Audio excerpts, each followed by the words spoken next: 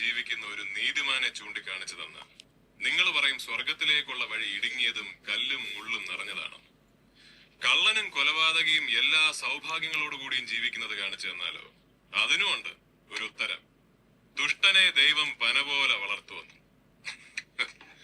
ഇതാണ് നിങ്ങളുടെ ദൈവത്തിന്റെ നീതിയെങ്കിൽ ആ ദൈവത്തിൽ എനിക്ക് വിശ്വാസമില്ല അച്ചോ.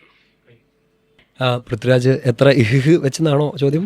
അല്ല, അല്ല, ബാക്കിയാണ് ചോദ്യമെങ്കിൽ ഈ പറഞ്ഞ സ്റ്റേറ്റ്മെന്റിനോട് സാമെന്നല്ലേ അയാളുടെ ക്യാരക്ടറിന്റെ പേരല്ലേ സാം.